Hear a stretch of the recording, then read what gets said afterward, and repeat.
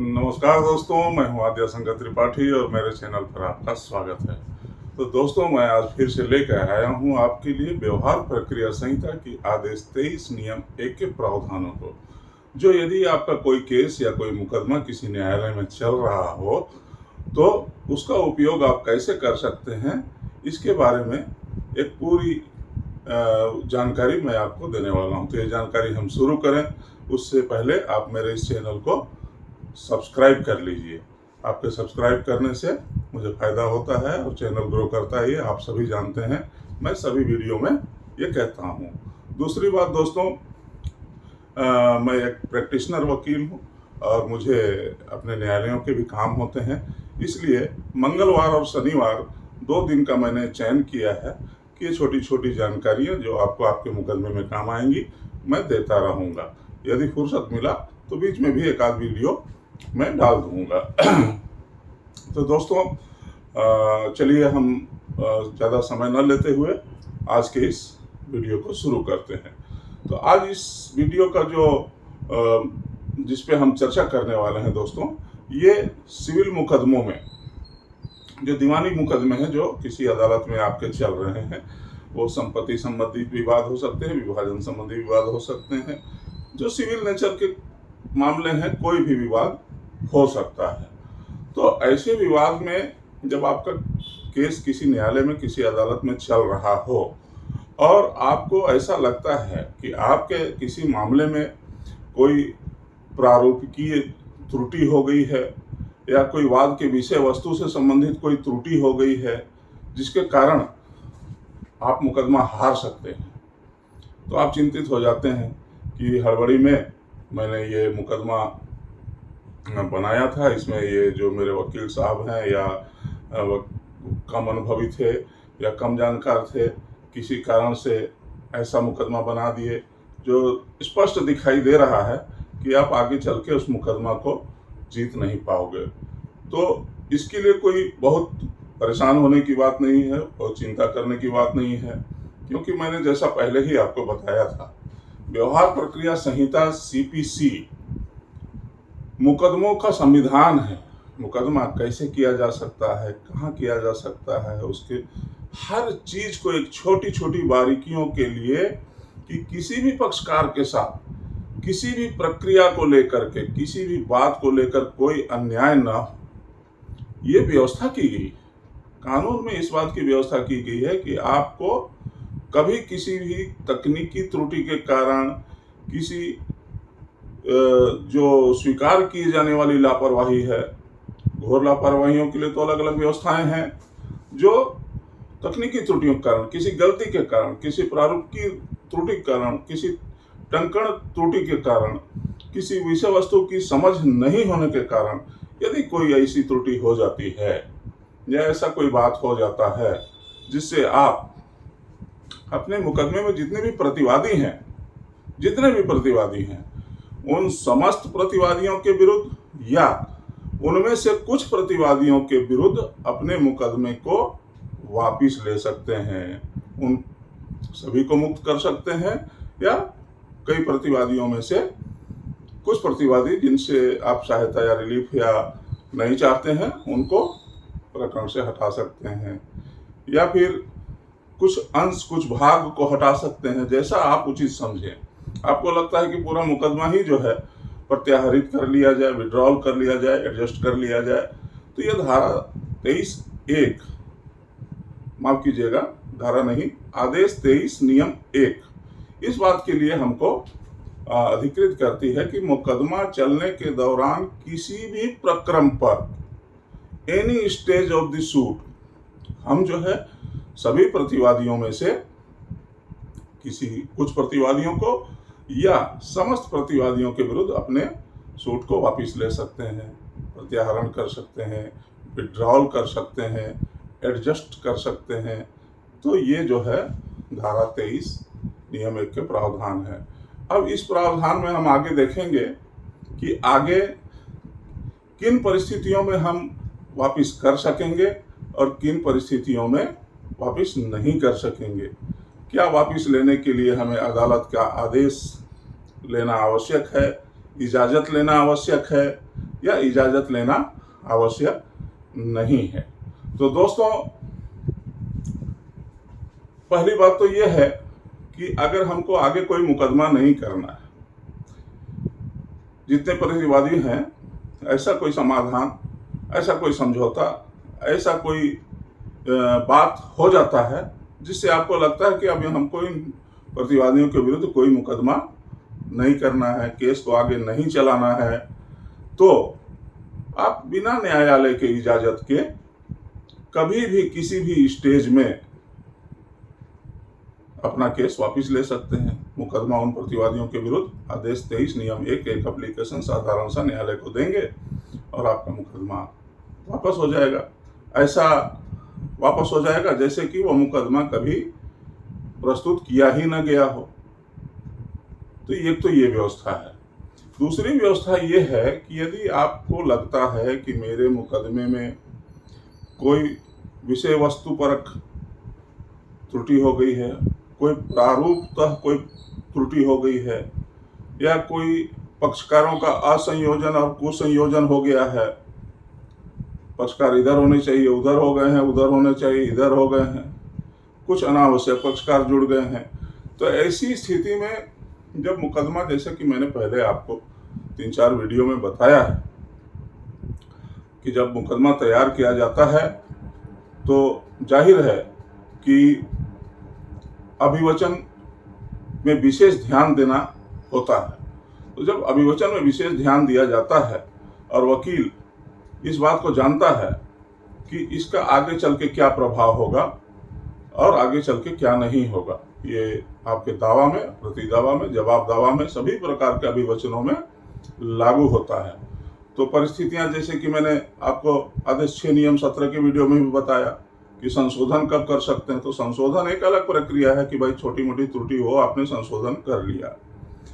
ये है वादों का प्रत्याहरण, आपको वापिस ले रहे हैं, पूरा मामला ही वापिस ले रहे हैं, या प्रतिवादियों की, कई प्रतिवादियों में से कुछ प्रतिवादियों के विरुद्ध वापस ले रहे हैं। क्यों ले रहे हैं? क्योंकि कोई विषय वस्तु संबंधी गलती हो गई है, कोई न्यायालय के ज्यूरिसडिक्शन संबंधी, अधिकारिता संबंधी, क्षेत्राधिकार संबंधी कोई गलती हो गई है, तो आप वापस ले रहे हैं। तो ऐसी परिस्थिति में आदेश 23 नियम 1 प्रोविजन आपको देता है।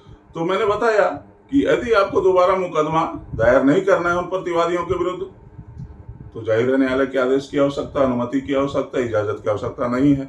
लेकिन यदि आपको उन्हीं प्रतिवादियों के विरुद्ध या उनमें से कुछ प्रतिवादी के विरुद्ध फिर से मुकदमा दायर करना है, तो इसके लिए आदेश 23 नियम 1 में ही न्यायालय से इजाजत मांगनी होगी, और इजाजत इस आशय की होगी कि मुझे इस लिबर्टी के साथ, इस स्वतंत्रता के साथ इस वाद को, इस सूट को वापिस लेने की अनुमति दी जाए, ताकि मैं एक नया वाद इन्हीं प्रतिवादियों के विरुद्ध सक्षम अदालत में या आपकी ही अदालत में प्रस्तुत कर सकूं। तो जब आप ऐसा आवेदन पत्र देंगे तो न्यायालय उसमें क्या करेगा? न्यायालय का कर्तव्य हो जाएगा कि आपके आवेदन पर वो विचार करेगा और उसमें देखेगा कि वास्तव में कोई त्रुटि तो नहीं हुई है, या कोई विषय वस्तु उसमें पर गलती तो नहीं हो गई है। विषय वस्तु और वाद कारण में अंतर है। वाद कारण कोई नया नहीं ला सकते, उसी विषय वस्तु पर, जिस विषय वस्तु पे आपने ये वाद लाया है।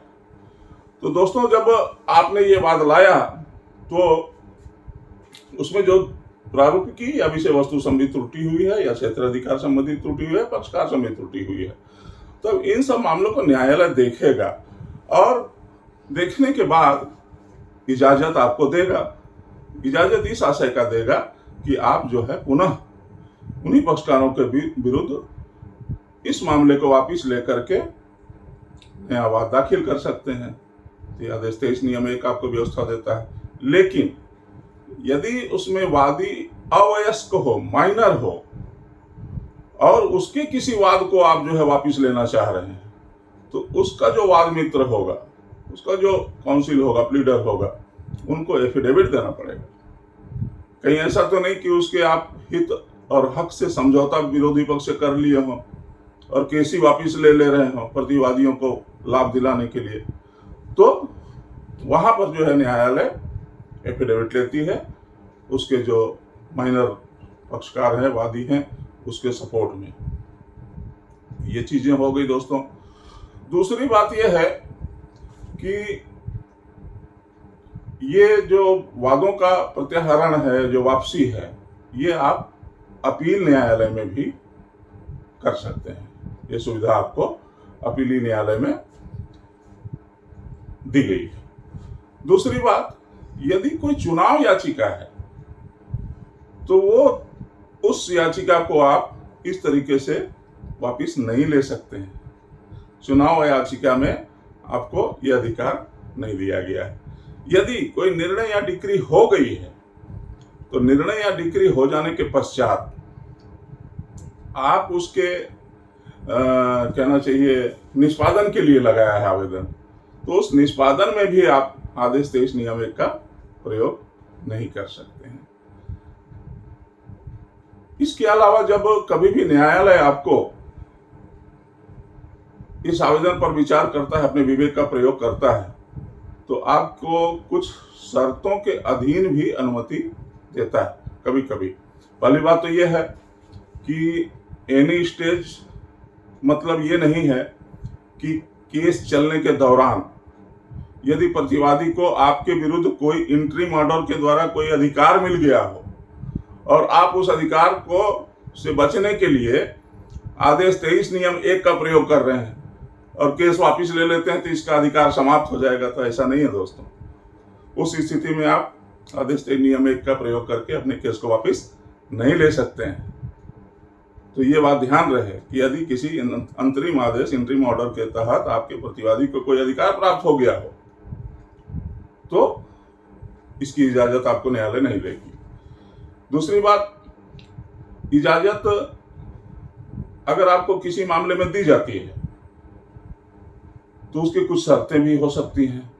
आपको हर कॉस्ट जो उसमें वाद के लिए जो व्यय है, जो प्रतिवादी इतने दिनों तक न्यायालय में आता रहा, उसका भाड़ा का खर्चा रहा, खाने का खर्चा रहा, आने जाने का, और उसके मानसिक शारीरिक श्रम के एवज में आपको कॉस्ट भी लगा सकता है कि आप इतने रुपये परिव्यय पर आपका ये मुकदमा वापस किया जाता है और इस स्वतंत्रता के साथ वापस किया जाता है कि आप इसमें दोबारा मुकदमा ला सकते हैं। तो ये चीजें दोस्तों आदेश 23 नियम 1 के तहत है, जिसमें कई अधिकार भी आपको दिए गए हैं, तो कई प्रकार की शर्तें भी हैं और उसमें कई प्रकार के प्रावधान हैं।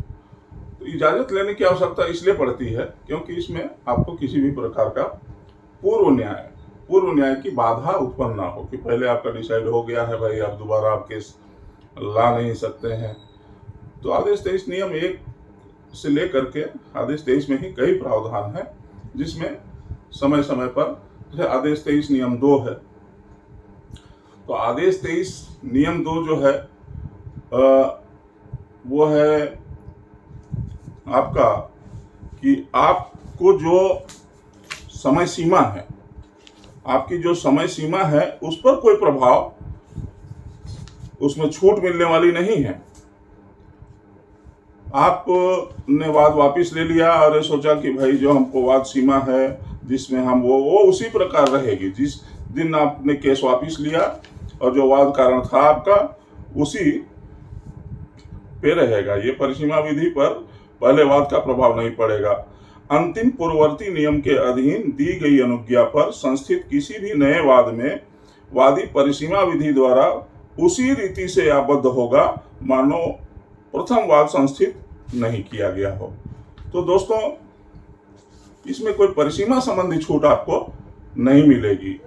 जितना भी आपने समय व्यतीत किया है उसमें यदि लिमिटेशन में है तो उसी लिमिटेशन के तहत आपको प्रस्तुत करना होगा।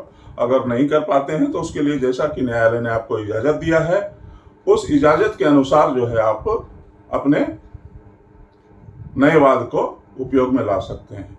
तो दोस्तों आज का ये वीडियो जो सिविल प्रक्रिया संहिता से रिलेटेड है और मेरे तजुर्बे के अनुसार आपको अपने मुकदमे के संचालन में काफ़ी सहायक होगा और काफ़ी जानकारी पूर्ण ये वीडियो है। तो ये वीडियो आपको कैसा लगा और इस संबंध में आप जो है अपने मूल्यवान कमेंट जरूर कीजिएगा और अच्छा लगे तो लाइक करिए, शेयर कीजिए। आज के लिए इतना ही। धन्यवाद। जय हिंद। वंदे मातरम।